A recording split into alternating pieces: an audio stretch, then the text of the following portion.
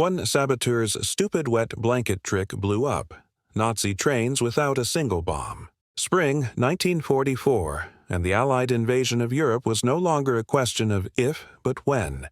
And every single person in the French resistance network knew that the single most important target in all of occupied France wasn't a German headquarters, wasn't a communications hub, wasn't even a fuel depot. It was the railways, the thousands upon thousands of miles of iron track that fed the Nazi war machine with ammunition, replacement troops, tanks, artillery pieces, spare parts, medical supplies. The problem was that everyone knew this, including the Germans who had turned their rail network into a fortress, with armed guards on every train, patrols walking the tracks day and night, motion sensors at critical junctions,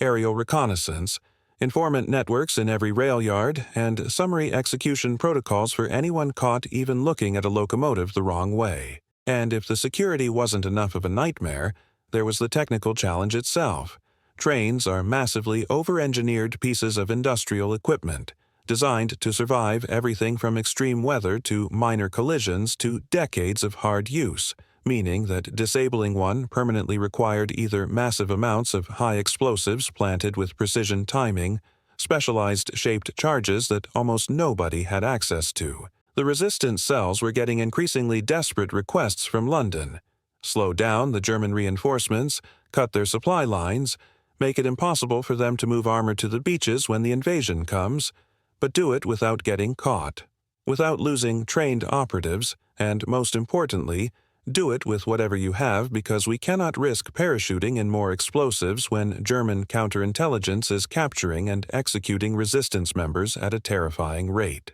So imagine being a resistance coordinator in occupied France, sitting in a cramped attic somewhere in the countryside, looking at a hand-drawn map of rail lines that need to be disrupted, counting the days until D-Day, which everyone knows is coming soon, and realizing with increasing horror that your entire cache of explosives consists of maybe 3 sticks of dynamite, a handful of detonators that may or may not work, some stolen German grenades that are probably booby-trapped. This is the context in which someone, and historical records suggest it was probably a former railroad worker or mechanic who had been forced to work on German locomotives before joining the resistance, stood up in one of these desperate planning meetings and said something so simple, so stupid, so utterly divorced from everything everyone had been taught about industrial sabotage that the initial reaction was complete silence, followed by someone asking if he'd lost his mind. The idea was this: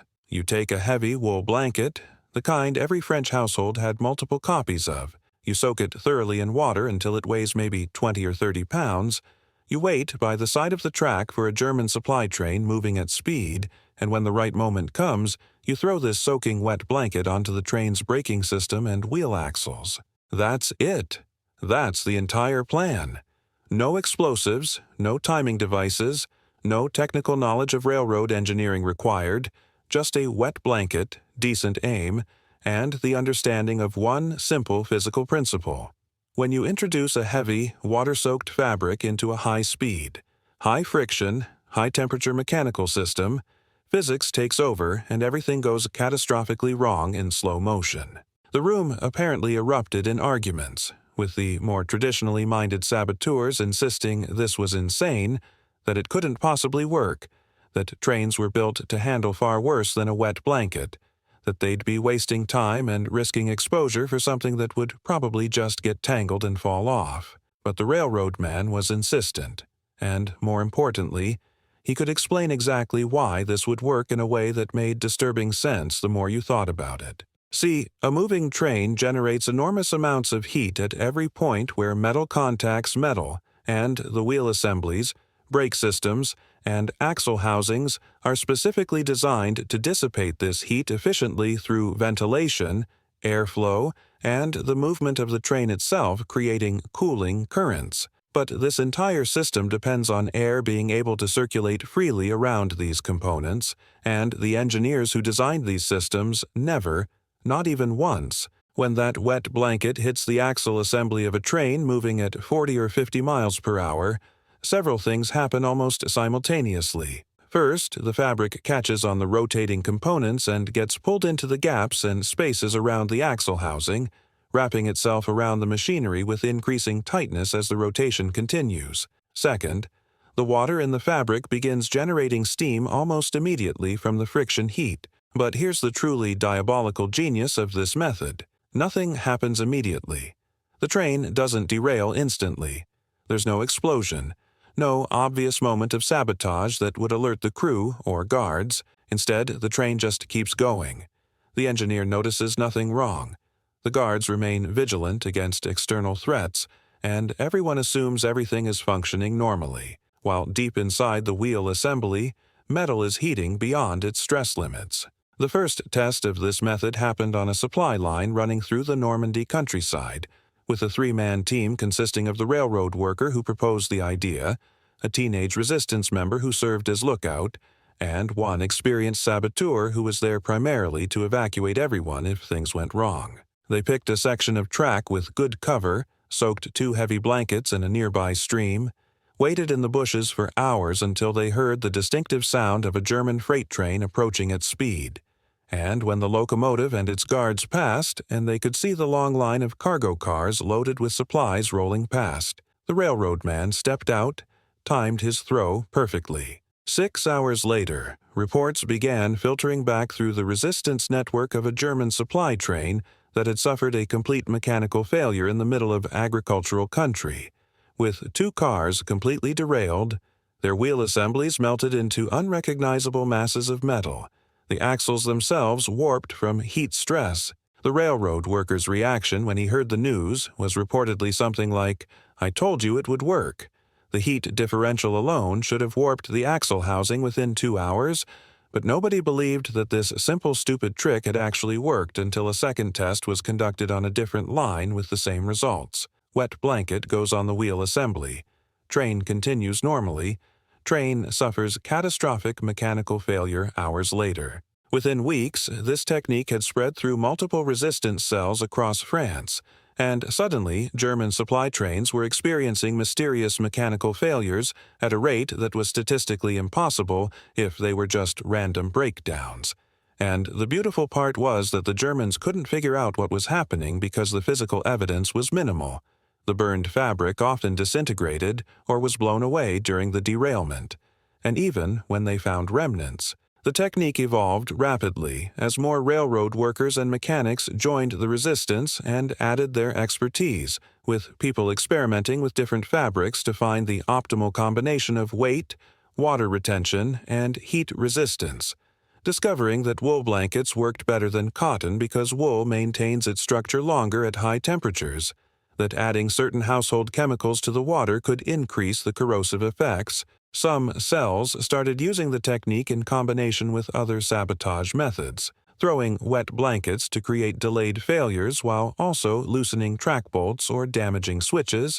creating cascading failures that the Germans couldn't defend against because they were looking for one type of sabotage and missing the simple physical attack happening right in front of them. The psychological impact on German logistics personnel was reportedly severe, with engineers and mechanics becoming increasingly paranoid about every mechanical failure, inspecting components obsessively before and after every trip, and still watching their trains break down in ways that seemed mechanically impossible. And this paranoia itself became a form of sabotage because it slowed down operations, wasted man-hours. But let's talk about what made this truly brilliant from an operational security perspective, because this is where the simplicity of the method created advantages that sophisticated sabotage techniques couldn't match. First, the materials were completely innocuous and available in every household, meaning possession of a wet blanket could never be used as evidence of sabotage intent, unlike explosives, detonators, wire cutters, or any other specialized tool that would get you executed immediately if found during a search. Second, the act of sabotage itself took only seconds and could be performed by a single person with no technical training, meaning you didn't need to risk teams of experienced operatives on each mission. Third, there was no signature to the attack, no distinctive method that counterintelligence could profile and predict, because throwing a wet blanket at a train looked like nothing, could be dismissed as trash blowing onto the track if observed from a distance, and even if someone saw you do it and reported it, the Germans would assume the witness was mistaken or lying because the idea was too stupid to take seriously. Fourth, the delayed effect meant that even if guards saw someone near the track and investigated, they'd find nothing wrong with the train in that moment and assume it was a false alarm. So the saboteur could often remain in the area, or even board a passenger train shortly afterward without being connected to the sabotage that would happen hours later. And fifth, the technique was almost impossible to defend against without completely shutting down the rail network, because the only real countermeasure would be to inspect every meter of track constantly, which was impossible, or to install protective shields around every wheel assembly on every train. Now, here's where I need you to pause for a second and think about your own experience, because this story isn't just about World War II sabotage, it's about the times when the simplest possible solution turned out to be the right one, when everyone was overthinking a problem and someone came along with an idea so basic that it seemed stupid until it worked perfectly. So, let me ask you this, and I genuinely want to know your answer because this is the kind of wisdom that doesn't make it into textbooks or official histories. What is the most genius, yet ridiculously simple trick you know that defies common sense? I'm talking about the kind of solution that makes people say that can't possibly work right up until the moment it does. The kind of hack that uses everyday items in ways they were never intended. The kind of approach that bypasses all the sophisticated tools and expensive equipment and just applies basic physics or chemistry or psychology to solve a problem that everyone else was making too complicated. Maybe it was a desperate fix during a project deadline. Maybe it was a survival technique you learned from someone's grandmother. Maybe it was something you discovered by accident, and now you can't believe more people don't know about it. But whatever it is, I want to hear about it in the comments, because these are the stories that actually teach us something about creative problem-solving under pressure, and honestly, drop your simplest genius trick in the comments right now, because I guarantee someone reading this needs to know it. But back to the wet blanket technique, because the story gets even better when you understand the scale of impact this simple method achieved across occupied France in the months leading up to D-Day. Conservative estimates suggest that wet blanket sabotage accounted for dozens of train derailments and hundreds of mechanical failures that delayed or disrupted German logistics operations, with each successful attack potentially removing hundreds of tons of supplies from the Nazi war effort. And the cumulative effect was that German commanders increasingly couldn't trust their own rail network,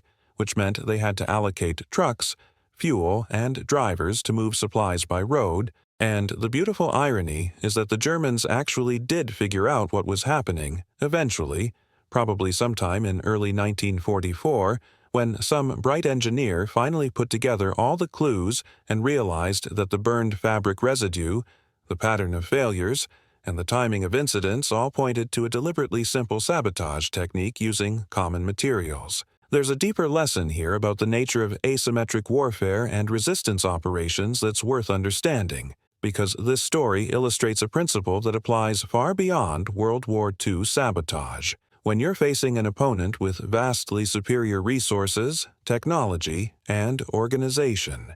your advantage lies not in trying to match their sophistication, but in exploiting the gaps and assumptions in their systems. The German military in 1944 was one of the most technologically advanced and professionally competent fighting forces in human history, with engineering expertise, industrial capacity, and operational experience that dwarfed anything the resistance could muster. But they had built their entire logistic security system around the assumption that sabotage required specialized tools, technical knowledge, and sophisticated planning. This is the same principle that explains why modern computer security systems can be defeated by social engineering, why elaborate military installations can be penetrated by someone walking in confidently with a clipboard, why sophisticated financial fraud detection systems miss obvious scams because they're too simple to fit the pattern recognition algorithms. The resistance fighters who used the wet blanket technique understood something that a lot of people forget when they're trying to solve difficult problems.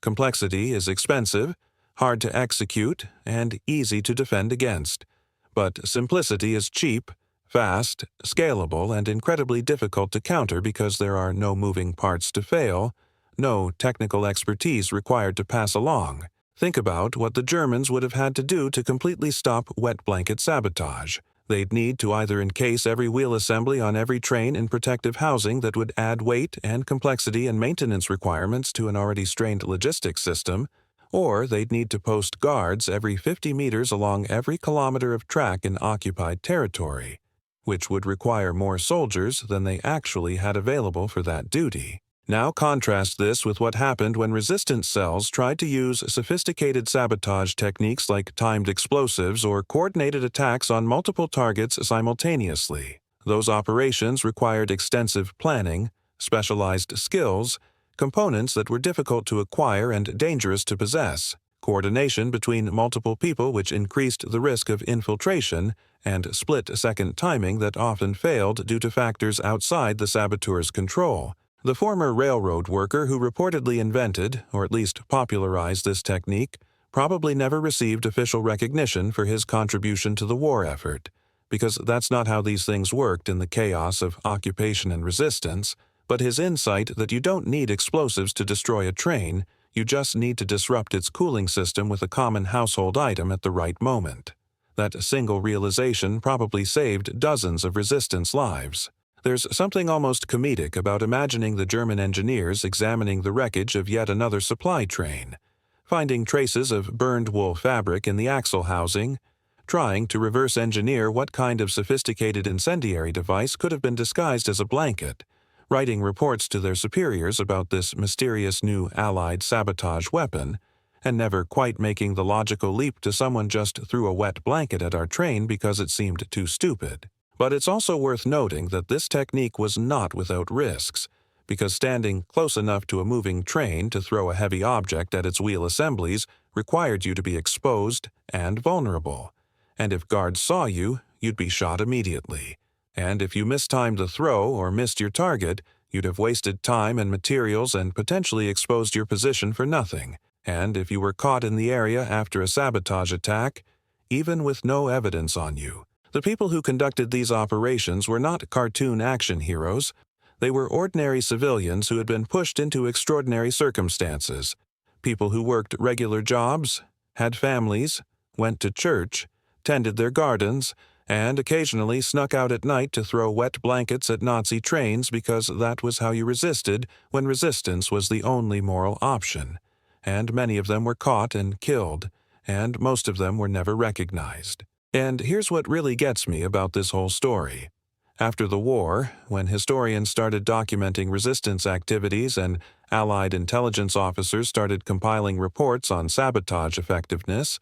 the wet blanket technique was rarely mentioned in official histories because it didn't fit the narrative of heroic commandos and sophisticated operations. It was too mundane, too simple, too much like something anyone could have thought of. This is a pattern you see over and over in history. The simple, practical solutions that actually work get overlooked in favor of the dramatic, complicated operations that make for better stories. But when you dig into the details, you find that wars are often won not by the dramatic moments, but by the accumulation of thousands of small, simple, practical actions that degrade the enemy's ability to function. If you're interested in these kinds of stories, the ones about ordinary people using extraordinary creativity to resist, the ones about mechanical and technical cleverness in impossible circumstances,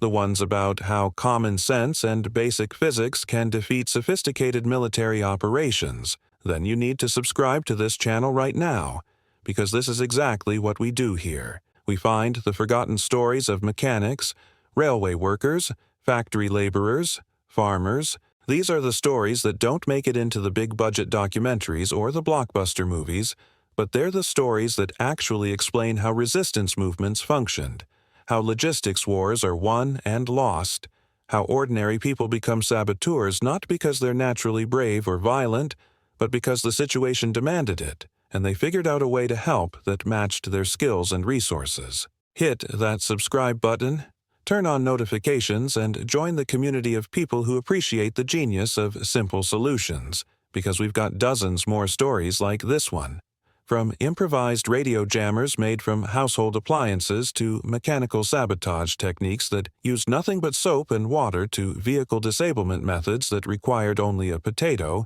the wet blanket technique continued to be used sporadically throughout the remainder of the war, with some resistance cells refining the method even further by adding improvised accelerants to the fabric to increase heat generation, by developing better throwing techniques that improved accuracy, by creating teams that could hit multiple cars on a single train to increase the probability of catastrophic failure. There are reports, though difficult to verify with certainty, of trains carrying ammunition or fuel that suffered explosive secondary damage after the initial mechanical failure caused by wet blanket sabotage, creating chain reactions where the derailment and fire spread to other cars, though it's impossible to know if these were intended outcomes or just fortunate accidents from the saboteur's perspective. What is certain is that German internal documents from the period show increasing frustration with unexplained mechanical failures in occupied territories, with some reports specifically mentioning the discovery of fabric residue in damaged wheel assemblies and recommending increased security around trains,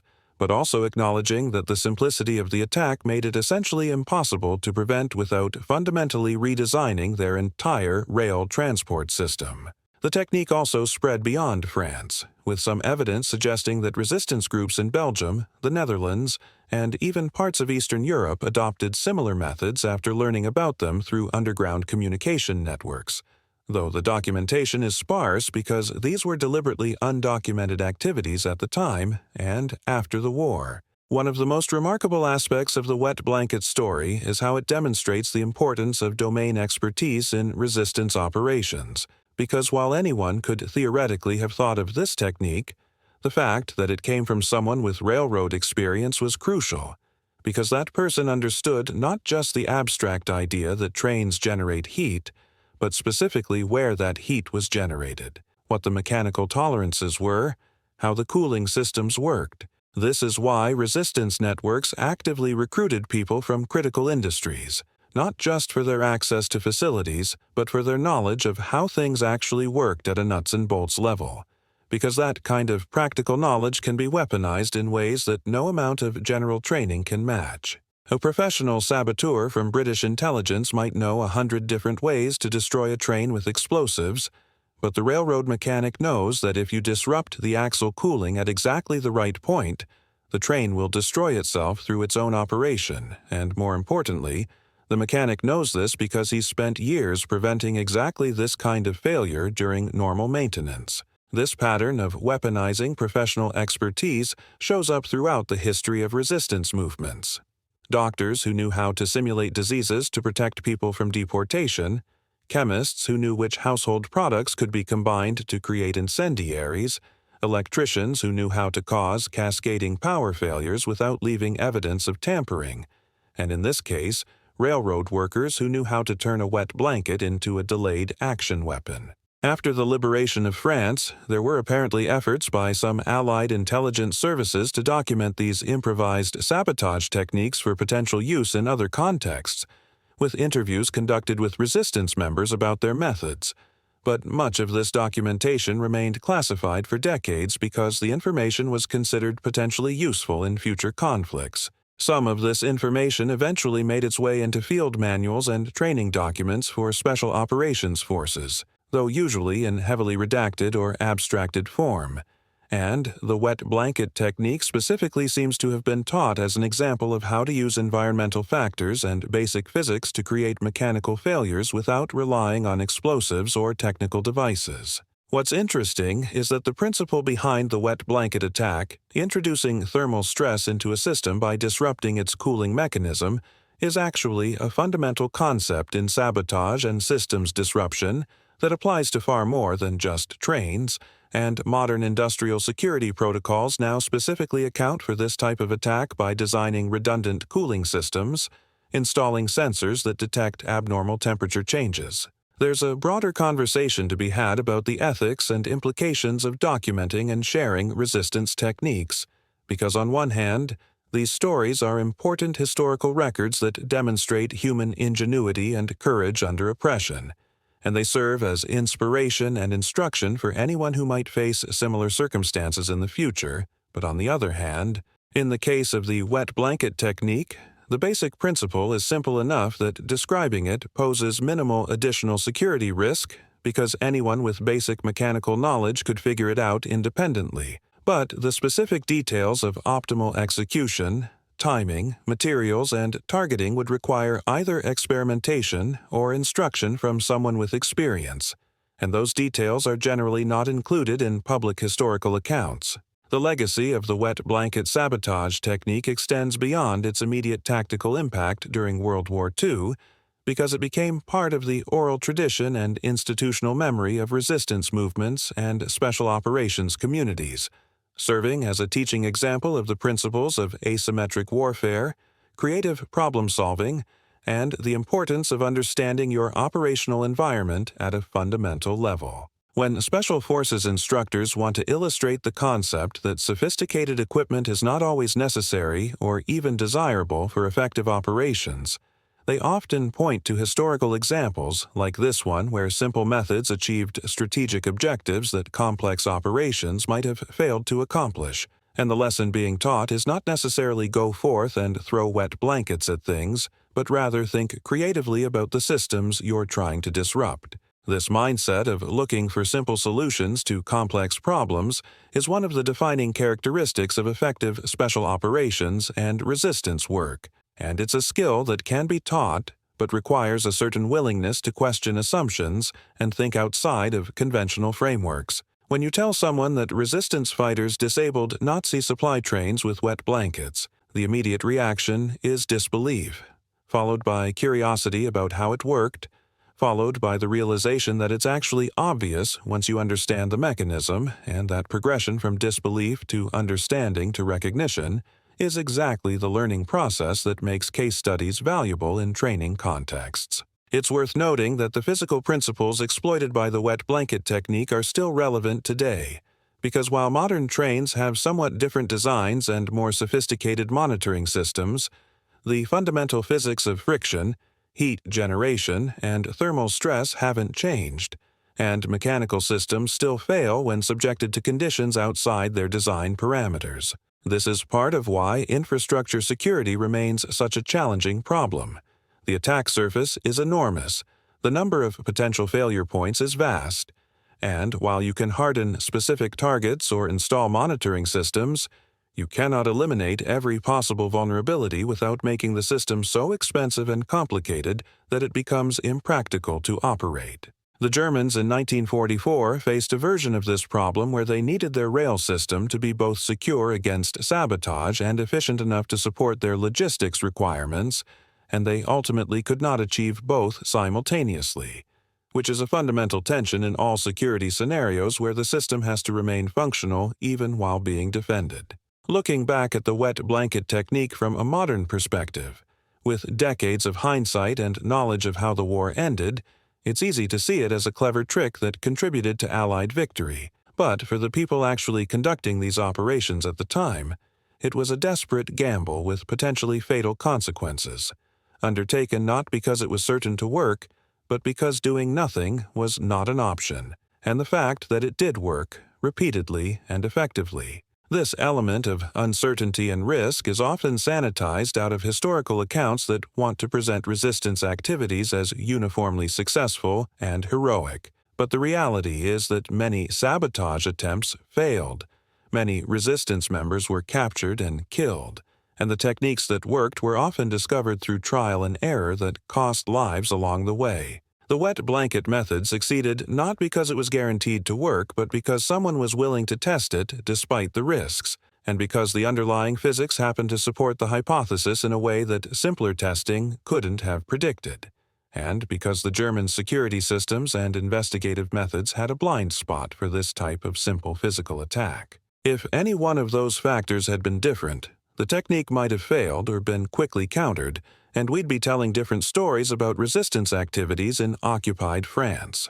The historical significance of the wet blanket technique lies not just in its tactical effectiveness, but in what it represents about the nature of resistance and human creativity under extreme pressure, because this wasn't a sanctioned operation planned by military professionals with unlimited resources. It was an improvised solution developed by ordinary people who refused to accept that their lack of explosives and technical equipment meant they couldn't fight back. Whether it's French railway workers disrupting Nazi logistics with wet blankets, Polish citizens smuggling Jews out of ghettos using false documents and hiding places, Danish fishermen transporting refugees to Sweden in fishing boats, or countless other examples of ordinary people doing extraordinary things, the pattern is always the same. Someone looks at an impossible situation, refuses to be paralyzed by the impossibility, and very often these simple actions prove more effective than the sophisticated operations conducted by professional military forces,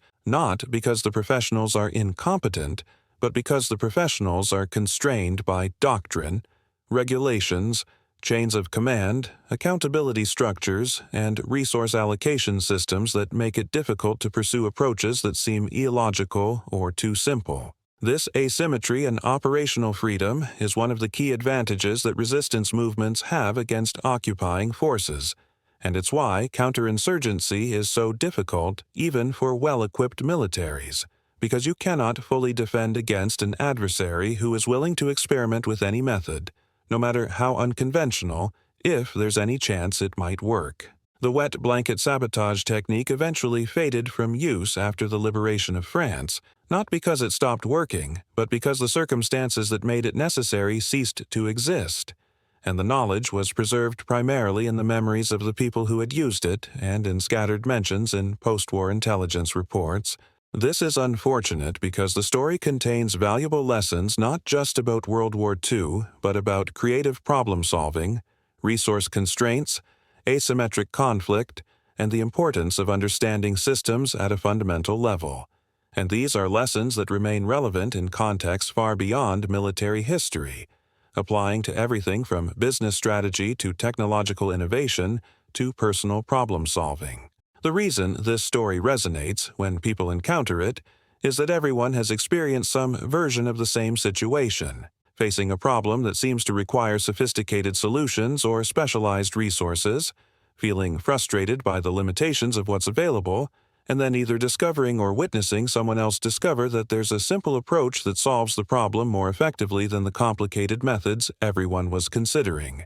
That moment of recognition, when you see that the obvious solution was there all along if you'd been willing to question your assumptions about how things had to be done, is universally relatable, and the wet blanket story captures that moment perfectly in a historical context with stakes high enough to make it memorable. So the next time you're facing a problem that seems to require resources you don't have or expertise you haven't developed, remember the French resistance fighters who defeated sophisticated German military logistics with common household items and basic physics, and ask yourself whether you're overcomplicating the problem, whether there might be a simpler approach that you're dismissing because it seems too obvious or too crude to possibly work. Sometimes the best solution is not the most sophisticated one, and sometimes a wet blanket is exactly what you need to derail a train.